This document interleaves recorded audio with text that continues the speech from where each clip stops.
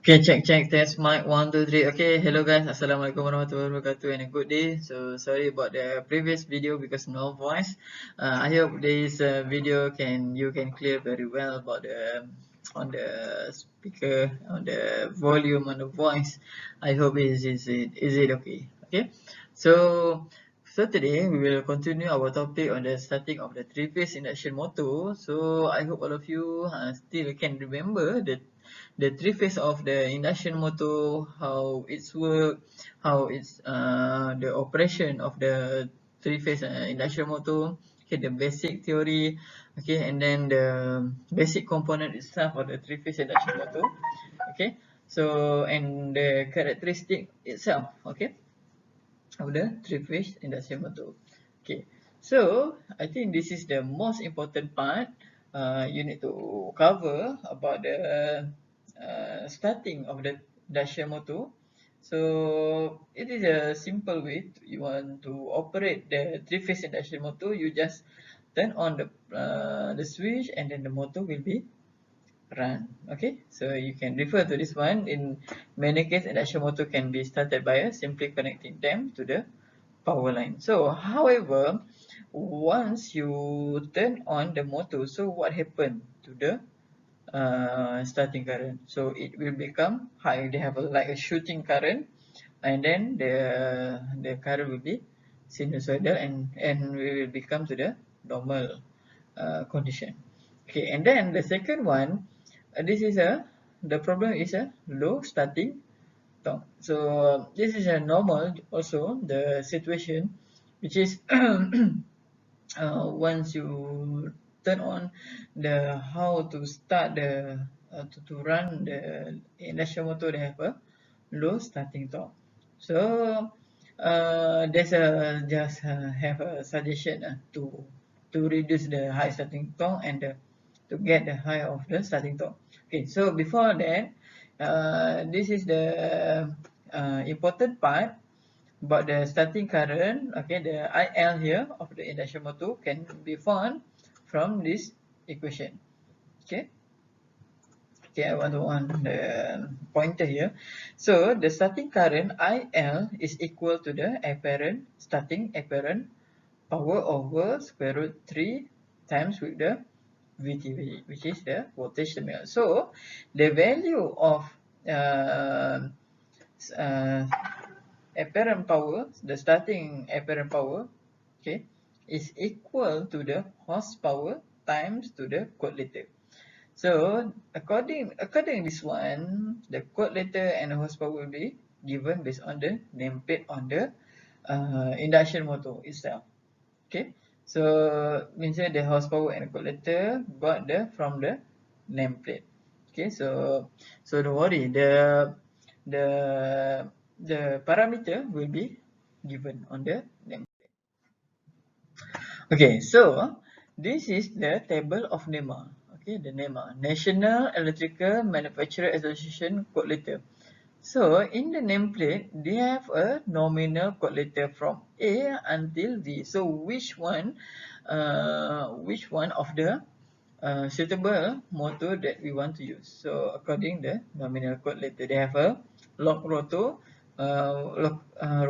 the kVA over the horsepower. So if you select the F, so the the value of uh, rotor is 5.6. So don't worry, the nominal code and the log rotor will be given. Okay, so this is the most important thing present on the nameplate. So for the first, the most important, which is the power, voltage, current, power vector, speed, nominal, efficiency, NEMA, design, class, and the starting code. Okay, so you can refer to this. Uh, this is a conventional nominal nameplate. Okay, from the NEMA. So you can refer this one where the horsepower, the speed, okay, the type of the code. Okay, so for example, this one code J, so you can refer for this one. Okay, they have a frame designation, number of phases, installation system designation, horsepower output, voltage, rated voltage current, manufacturer type, service factor, frequency, nominal efficiency, thermally protected. So the data will be appear in the nameplate. Okay, so for example here, what is the current, starting current of 15 horsepower, 208 volt, code letter F, 3-phase induction motor. Okay, so according to this one, you can get the starting apparent power, which is 15 horsepower times with the code letter F. Okay, so I think all of you must remember this equation because some equation is not given. Okay, so you must remember here, so you can get the value of uh, starting apparent power, which is equal to 84 kilovolt ampere. Okay, and then you want to find the starting current IL here. You can get this one, this value, the apparent power over the square root 3 times with the Vt. 208 is equal to 233 ampere. So how to reduce the static current? So how to reduce? So this is, you will play this based on this equation. Maybe you can change the motor type, you can change the value of horsepower of the motor. So this is you can reduce the starting current. Okay, so according to this one, if necessary, the starting current of the motor may be reduced. Okay, the starting current IL by reducing by a starting circuit. However, if it's done, it's also reduce the starting torque of the rotor. Okay, and then to reduce the starting current is the voltage reduction. One way is to change, okay, the voltage reduction. So you want to reduce the starting current. So if you remember, I have said before, once you start the motor to running, so once you start, so the current will be got the higher, like a shooting, and then it become to the normal. So how this is the way to reduce the starting current by voltage reduction. So one way is to change from Y to delta connection. So why? Okay, because if you remember to get the value of phase voltage from the Y to delta connection is is decreased from the VL to the VL over square root 3. Okay, you must remember. So if you change the delta connection, okay, the V phase will be VL over square root 3. If the Y connection, the value of V phase is equal to line voltage. Okay. Another way to reduce the starting current, to insert extra inductors or resistor into the power line during starting. Okay, so you must insert, so you must know why the extra inductor and resistor in the power line can reduce the starting current. And alternative approach the reduced terminal voltage by using the auto transformer to step down. Okay, let's see this figure of the star delta starter. So based on this one, it will change from the to star to delta connection, and then the auto transformer. So correct this one, so it will reduce the starting current. Okay, the concept of the rotor slip. Two terms are commonly used to define a relative motion of the rotor and the magnetic field. First is the slip speed. Okay, two are common used to define the relative motion of the rotor and the magnetic field. It is the slip speed. Okay, this is the end slip here, which is the slip speed is defined as the difference between synchronous speed and the rotor speed. So as you know, the synchronous speed is the speed of the magnetic field. Okay, the synchronous speed is the speed of the magnetic field, and nm here it is the speed of the rotor. Okay, so you must remember the AC induction motor is a asynchronous asynchronous machine. Okay, so they have a sleep. So the difference between synchronous speed and the motor speed is quite different. So they have a sleep speed of the machine. Okay, so the second term used to describe the relative motion is sleep. Okay, so the previous is sleep speed, and the next part is the sleep. Okay, which is the relative speed expressed on the per unit or the percentage basis. Sleep is defined as, okay, the sleep S. Okay, before this the end sleep, right? The speed sleep. So this one is a sleep.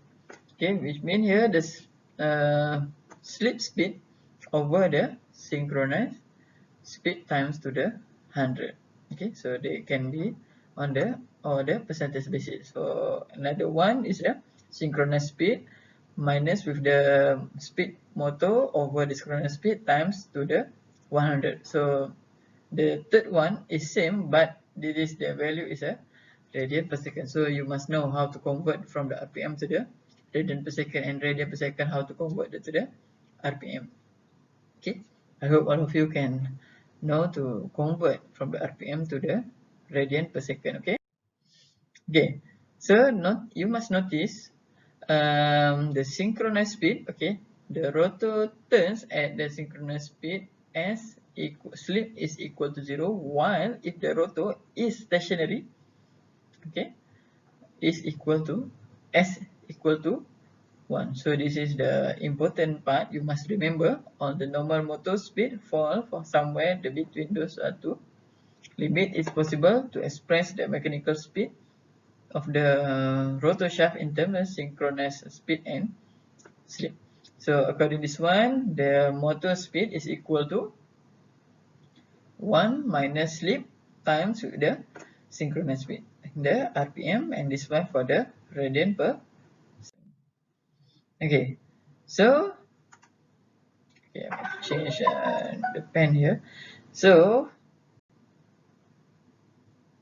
you must remember the electrical frequency of the rotor. Okay, so at speed motor is equal to 0, so the frequency of the rotor is equal to the frequency, okay, and S is equal to 1. So once the motor speed is equal to the synchronous speed, so the frequency of rotor is equal to 0, and slip also to the is equal to 0. Okay, so you must remember for this one. Okay, important. Important. Okay, so you must remember for this one.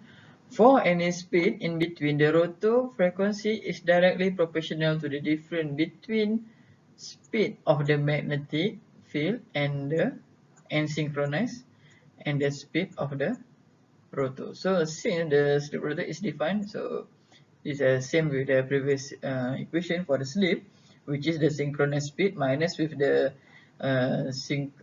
motor speed over the synchronous. Okay, there are only two techniques by which the speed of induction motor can be controlled. So how we want to control the speed of induction motor? How? First, okay, for the first, to vary synchronous speed, okay, and synchronous, since the rotor speed always remains near to the synchronous speed, to vary the slip of the rotor for the given load. Okay, so how? Because the synchronous speed, okay, you must remember this equation for the synchronous speed. Okay, 120 times with the frequency, okay, the frequency of the power line, for example 50 Hertz, and the number of pole. Okay, the number of poles such as 2, 4, 8, okay, 6 and 8. So the only ways in which the synchronous speed of the machine can be varied are change the electrical frequency. Okay, you change the electrical frequency. For example, you increase the frequency. So what happened to the synchronous speed? So what happened? I want to all of you try. If you change the value from the 50 hertz to 60 hertz and then change to the 70 hertz, so what happened to the speed? Okay, and then the second one is change the number of pole of the machine. So it is you need to change the number of pole. So you must know where the position of poles in the motor. So how you want to change this? Need to some modification of the motor. Of you change the motor. Okay, this is to change the number of pole. But the easy way, you just change the value of the frequency. Okay, so what happen if you increase the frequency? So what happened to the synchronous speed? So I want to all of you calculate by yourself. So what happened if you increase the frequency? Okay, sleep control may accomplish by varying other. Okay, the rotor resistance, the terminal voltage of the rotor. This is the speed control. Okay, for sleep control. Okay, and the rotor frequency can be expressed. Okay, so this is the final equation here.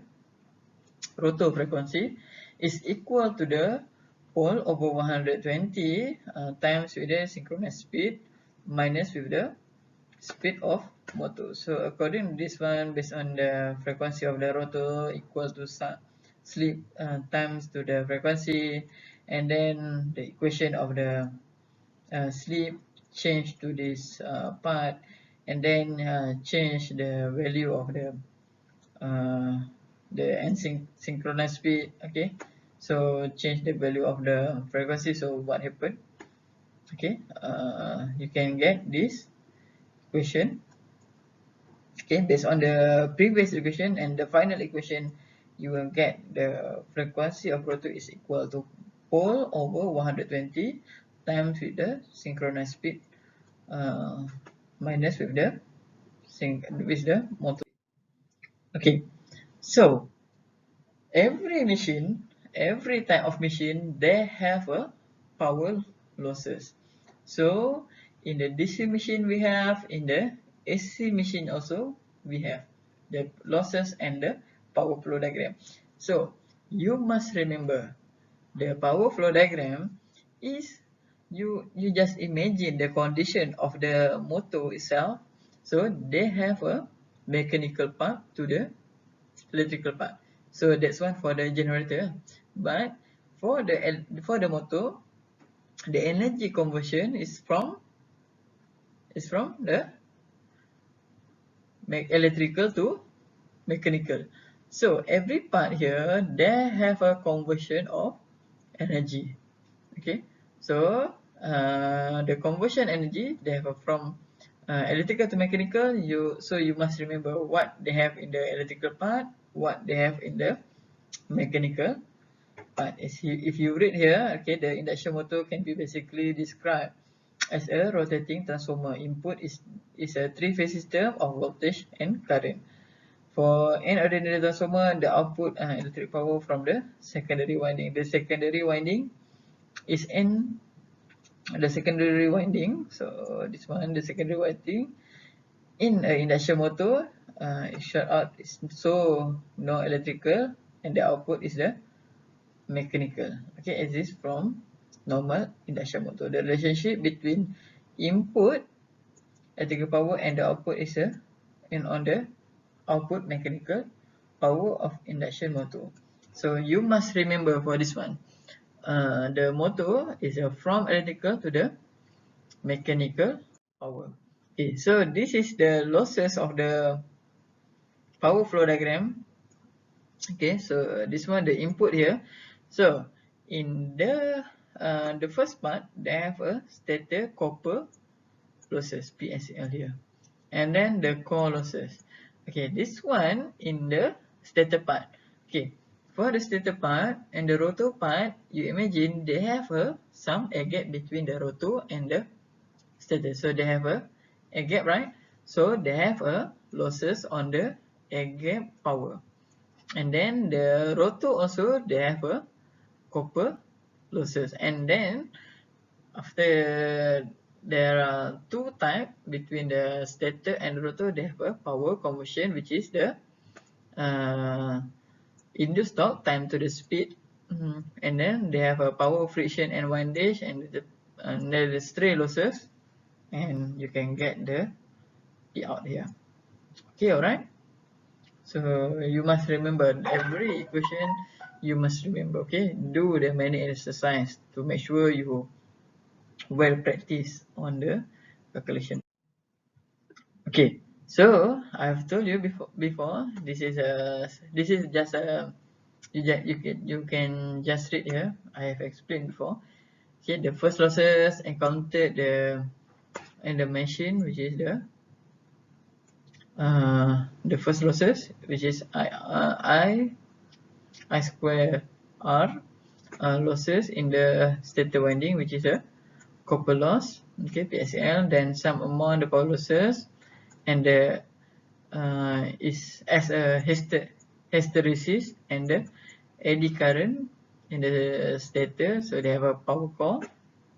Okay, the power remaining this point is transferred to the rotor across the air gap between rotor and stator. So they have told you they have a air gap between the rotor and the stator. So we call as a air gap between the stator and rotor. So this power is called air gap power. So according to this one, you minus the power input power. So based on the previous equation, okay, minus with the PSL here, stator copper losses, and then minus with the power core losses. After the power transferred to the rotor, some of it lost as the rotor copper losses. So there's from the stator to the rotor, and the rest is converted to the electrical to the mechanical. So power conversion, power air gap minus with the PRCL. Okay, alright. Okay, so finally, after convert from the electrical to mechanical part, they have a friction and windage losses. Okay, and then they have a stray losses will be subtracted.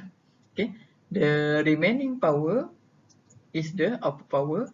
So based on this one, the output power conversion minus with the for the mechanical power, which is the friction and windage, minus with the stray losses. So I hope all of you draw the single line diagram for the DC machine.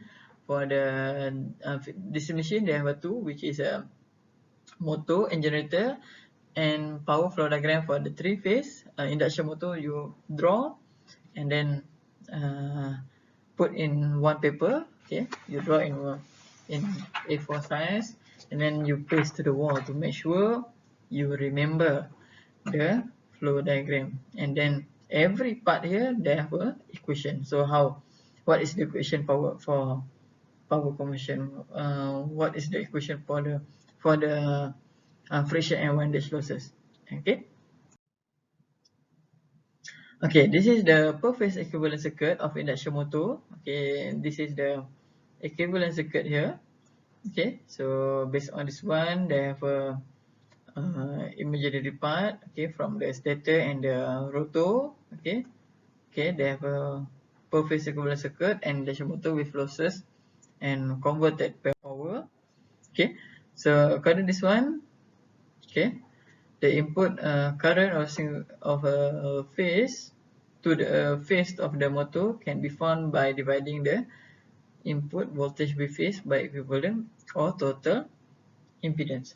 Okay,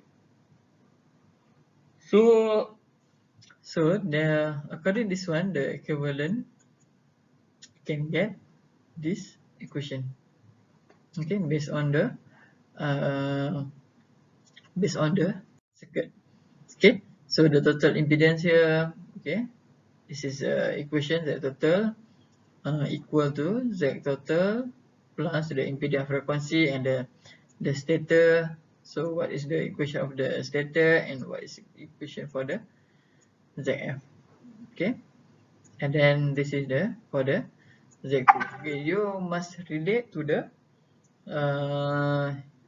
you must draw back the equivalent circuit and then you try relate to this impedance to get the Z total. Okay, alright.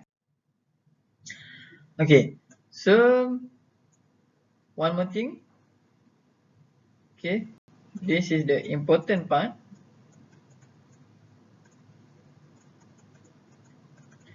Okay, sorry, the quite messy. Okay, my handwriting here. Okay, so you must do by yourself. Okay, for this every equation. Okay, you must remember how to get the P core power air gap here. So what is the equation for the three phase? Okay, and then the converted power here. Okay, this is the most important based on the power diagram. Okay, so I want to all of you complete this question 1 and question 2 and then submit and then submit to the as a attendance. I have give the link below to you submit this equation for the question 1 and the question 2. So I hope all of you can understand what is the important to the starting, how to starting induction motor, okay, and then the sleep, the motor sleep, okay, how to control the speed and how to reduce the induction the starting current. So this is the most important part. Okay, all right. So and then the last part, which is the we play around with the losses. Okay, so I want to all of you do many exercise in lecture notes, in the textbook especially. So I hope all of you can do it by yourself, and if if if any question, you can direct contact me and you can discuss with your friend. Okay, okay, all right.